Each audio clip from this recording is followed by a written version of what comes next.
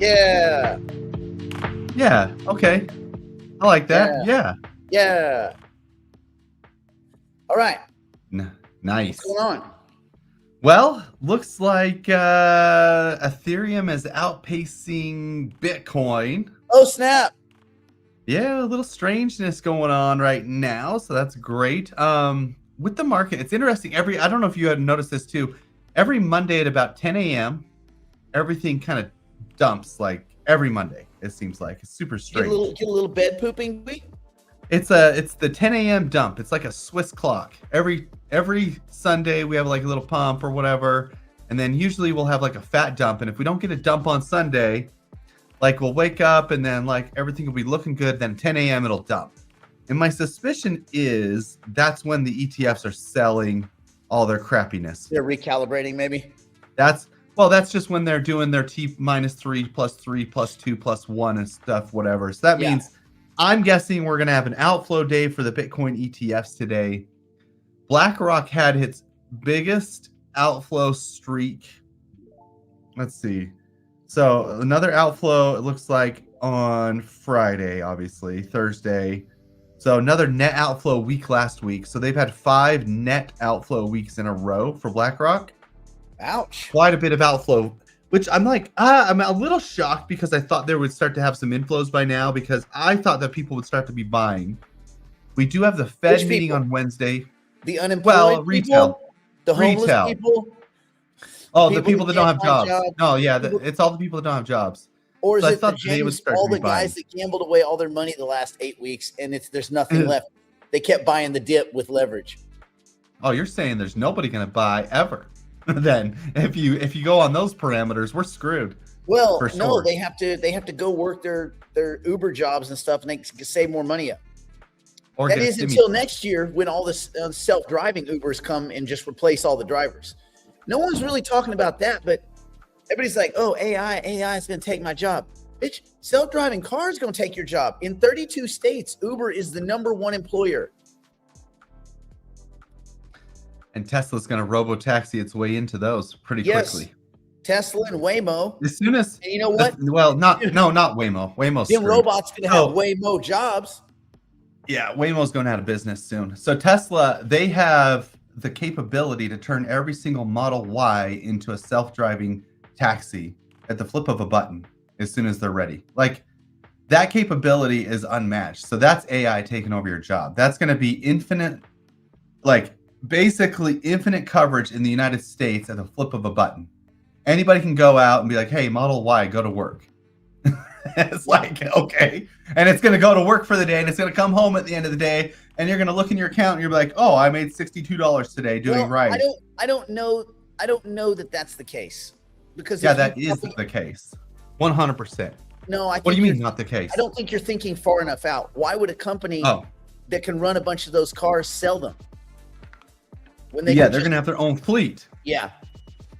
Like I'm just saying it'll just be a service, and it could be offset to the point where it is almost the cost of electricity, just a little bit above the cost of electricity. When you basically, if they could streamline the manufacturing and these things could charge efficiently, those are two big things, obviously, but you could see where it's just above the cost to build those things, spread out over the lifetime of them is what it costs to ride. So getting ride share and all that stuff is going to be very inexpensive, and it'll make car ownership not seem great. And then this is what the insurance companies will do, because they'll realize, hey, well, A, we're losing clients. We don't want to lose clients, but B, it's the human clients that cause all the accidents.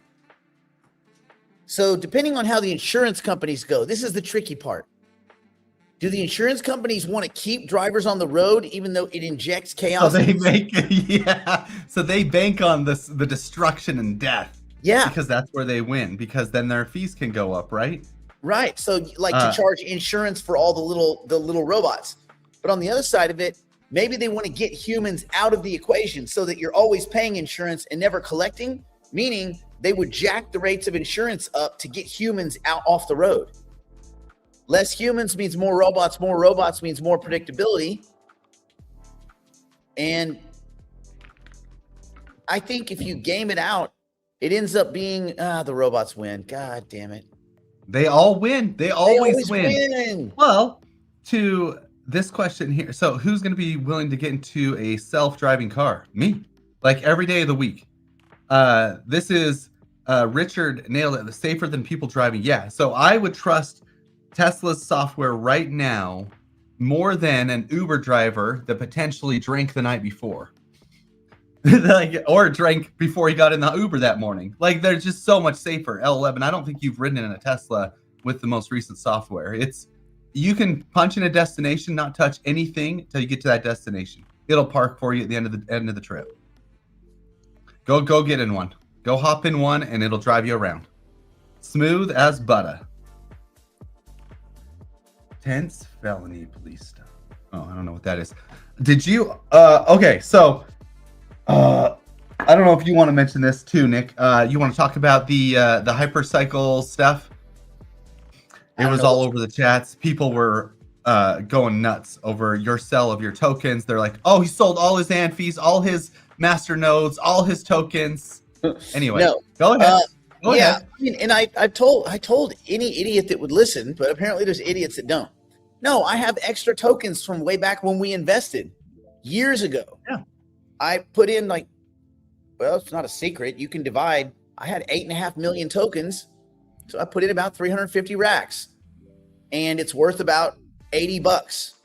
So I sold some of those tokens that I don't need because I already have the licenses, both the Ethereum licenses and the AND fees. So what do I need the tokens for? Nothing. So since I don't need the tokens, they're worth zero and they're going down close to zero. I sold the motherfuckers. Not all of them. I still have like 5 million. I think I sold 3 million. I was like $33,000. You guys realize I spent $33,000 on a fucking weekend? This is fucking dust. So it would be different if the token was like $1.12 and oh shit, someone's cashing in. Mario's cashing in. Motherfucker, this is like, I mean, I'm not trying to big dick anyone. This is fucking dust. Dust. My car, that's half my car payment. Half. One car. Half of one car. So fuck off if you have a problem with it. I still have my AND fees, haven't sold anything. I still have my Ethereum licenses, haven't sold anything.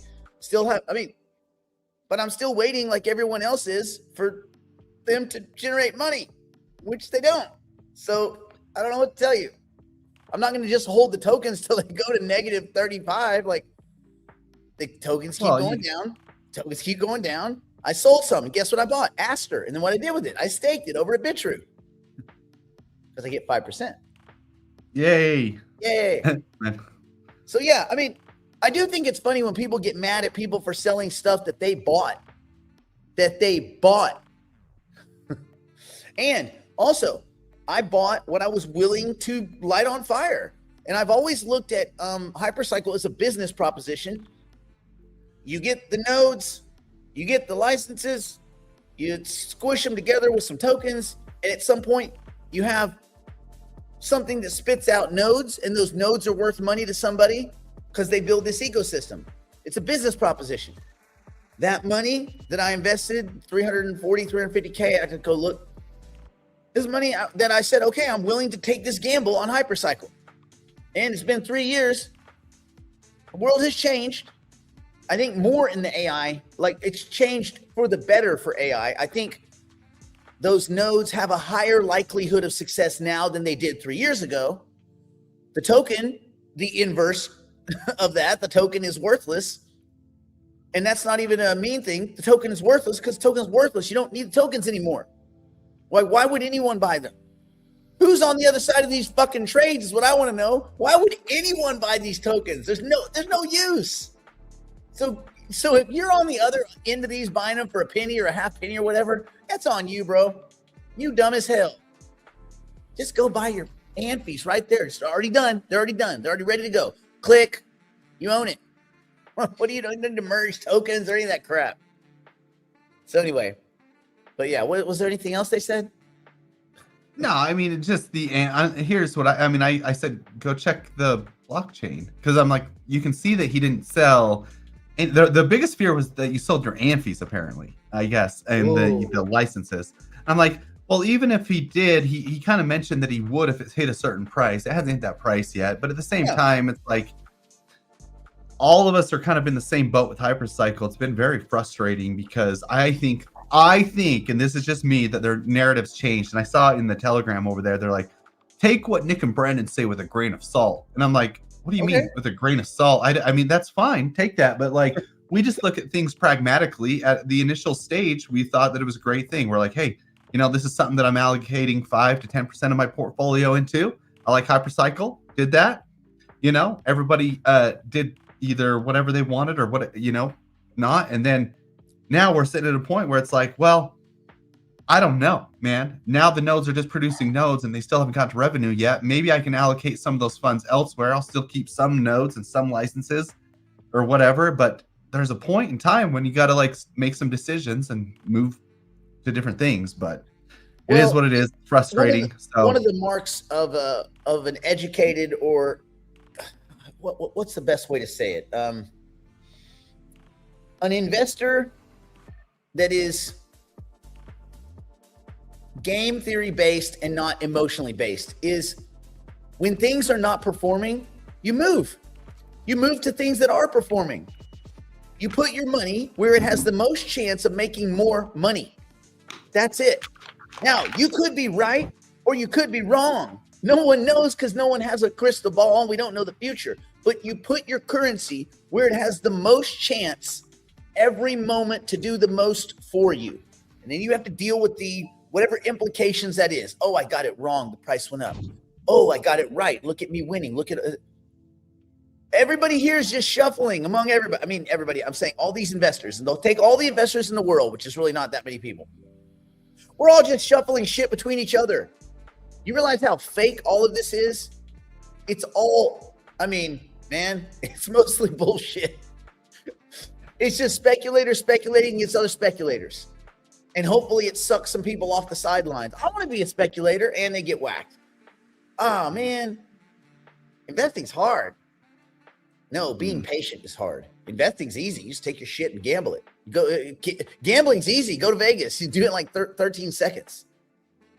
Yeah. But, also, yeah, this is still true. I mean, there is a shortage of tokens just by default because there's the exact amount of licenses that need to be filled on the Ethereum side, and there's less tokens now available just because of lost ones, wallets that I know that definitely won't be able to get access to their wallets back and things like that. There mathematically would be a shortage of tokens, but it's going to take a long time based on the outlook to get to that point because the supply is just too great in any of these. These guys always launch with these outrageous supplies, and I know Tufi did it on a mathematical Earth 64 type system that he wanted to have a certain number. But if he wanted to create a supply and demand situation, it was not programmed to do that anytime soon. We've discovered because the demand just isn't there like he said it was or thought that it was going to be, and maybe it will someday still. I'm not saying that Hypercycle is in any way dead. It's just going to take longer, and the longer it takes, the harder it's going to be for them because they're going to be competing against other companies that are going to be doing similar-ish stuff. And if they don't figure out their messaging dang quick to be able to explain it to a 5-year-old on what it does, it's going to be even more of an issue. I mean, this was all stuff that we brought up over the last few years. So, a lot of people take what Brandon and I say with a grain of salt. A lot of those people are poor. Well, they should too, a little bit. I mean, everybody needs to question everything. I don't say blatantly, blindly trust everybody, but at least listen to the information that's being put in your ear and think about it. That's all I ask, right? That's all I ask. Yeah, I get a lot of people where I can read their questions, and there's the first 80% of the question is emotion. And then there's like 20% actual question in there. Or the question is basically just a statement. How can you think blah, blah, blah? What do you mean? How can I think? I don't know, high school education. Doesn't take much. Get out of the 8th grade. Dude, how can you think that the earth is round? Yeah. What? Just not be, cryptarded. Anyway, yeah. Anybody here who's run a business or run a department in a business, you know that if there's weak links, you cut them off. If there's hemorrhaging, you sew it up. You have to manage your money like it's a business. I don't know what other way there would be to do it. Yes, for real. Make nodes make money. We've yelled that. No one listens. So what you get a lot of times in these, not this chat here, but in some of the specific coin chats for specific projects, is you get people that have clearly overinvested. That's like 90% of them. They've overinvested. I talked to a guy who, I told you, Brandon, about the guy from Wednesday night from the networking thing that said his buddy sold his house and put it into XRP. Yeah, you told me this. This is crazy, dude. Yeah, that stuff is crazy. That's not worked out well for him. I said, imagine. You got to tell that guy to buy his house back, man. You tell him to buy his house back. You couldn't make me sell my house to buy. I think what he probably did was he probably did a cash out refi and took some cash and dumped it in XRP like a jackass because someone at another party convinced him that this was the great reset. Every now and then I'll hear people, like I'll walk by. I don't even talk about crypto ever on the outside, ever. Because every time I hear people talking about it, it's some old janky religious bullshit. And I'm like, oh, no way. No way. I'm not getting sucked into this stupid shit. They're like, yeah, I'm going heavy XRP and Cardano and Tron. I'm like, you're a fucking retard. But on the outside, I say, oh, excuse me. I'm just making my way to the bar. I don't even drink. I gotta go to the bar to get things that look like alcohol. I gotta fit in. That's how I do my networking events. I'm like, hey, can you get me some Sprite? Can you hold a bottle of gin just near it so people think you're making me a gin drink? Yeah. Put one of those little wedge things that you would put in a drink with some gin in it. Yeah. I'm just going to hold it. I'm not even going to drink it. I don't care if there's carbonation in it or not. This would be flat as hell. It doesn't matter. Anyway. That's funny. You got to do what's best with your money at all times, whether it's money you invested or whether it's your business or whether it's your time. Spend your time doing. Now, sometimes that might mean spend some time just goofing off because your brain needs to cool off and relax. But mostly it just means you're lazy. So, it's very kind of obvious the difference between successful people and people that aren't successful. It's just a little bit of extra effort when someone else would go put their feet up and you just don't. So if you make what you do kind of fun, then it doesn't feel like effort and all that. Anyway. Go ahead, Brandon. Let's talk about these. I do want to go through this math, but I also wanted to mention. So we've been working on some stuff like heavily on the back end. It's almost done. Anyway, so yeah, there is node market revenue for November, but I haven't been able to input the Merkle tree because of some other changes that we'd made. So I'm hoping that can get done today, and then December should be back on point. It's not a lot of revenue because things slowed down, but I'll put it in there. Oh, and by the way, all the things that we do that Brandon and his team do. And no market to support Hypercycle. Do you think we get paid for that? Anyone, show hands in the chat. Do you think Hypercycle pays us anything? No, they've never paid us. I mean, we put a lot of outflow to support Hypercycle because I still think this could be a good marketplace for this. It's gonna take a while, and it'll just take a while. It'll win in the end. Yeah. But I wanted to go through just for you guys. We just real quick. We built all this with community support, obviously, right? Like some of our money and the NFTs, right? So we built this because they weren't gonna build it. Period. So this is why we have this. This is now. Does this make it easier for them to do business? You would think so. But again, we're not in charge over there. So all we can do is kind of move around a little bit and pivot based on their pivots that come from wherever their ideas come from. We don't have any input. They listen to us as much as the people in the Hypercycle chat listen to us, which is Goose Egg. we are taken with less than a grain of salt. And we know this because of some of the decisions that have been made that have been quite costly, that we vehemently opposed. But it's, we don't have any control. So what we do have control over is we can create a good secondary marketplace, a good environment to sell and resell these licenses, and a way for you guys to do it in a way where you're not going to get stolen. No one's going to rip you off, right? So that at least we can do, and we will keep doing. So, okay, Brandon, off you go. No, you're good. Let me just fix the size on this sheet so you guys can see it. I went with hazelnut and hazelnut. So hazelnut coffee, hazelnut creamer. Because it's a Monday and I'm going to do cardio twice. 3 times if you count my swimming. Oh, geez. Crazy. Mm-hmm. All right, so I just wanted to go through some of these Anfi sales. So this is a level 10. It sold for, it looks like 0.15. People are listing these things in ETH. So 0.15 ETH is $450. 0.15 times 3,000. 450 bucks. So that's 450 bucks and a level 10 is the lowest level. Let's go to a different one. That one's solitary same price. Oh, this level 10 sold for 700 USDC. Oh, right here. Snap. Then you have this level 14. This level 14 is 16. So you take 5,500 divided by 16. So that sold at 343 bucks per. But that's like per node, right? Yeah, per node.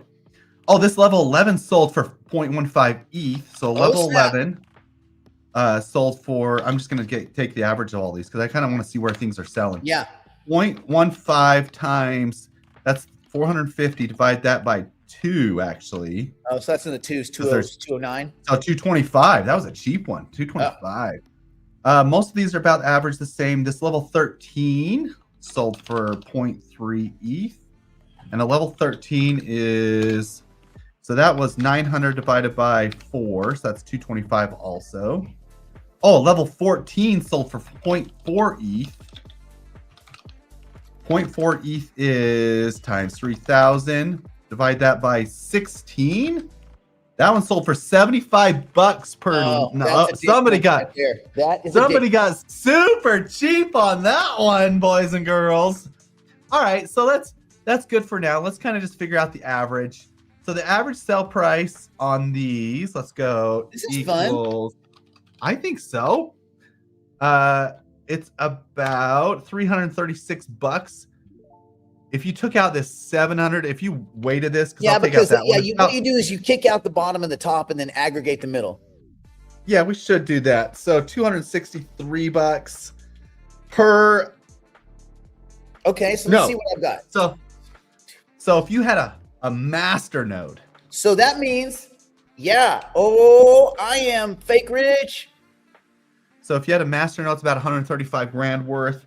I don't know that it would sell. I think it gets cheaper up there. I think you have an economy of scale because the more you buy, the more you bundle. Boom. Economy of snails because ain't no one there. Oh, level 13's 8, not 4. Oh, that makes this one worse. Oh, no.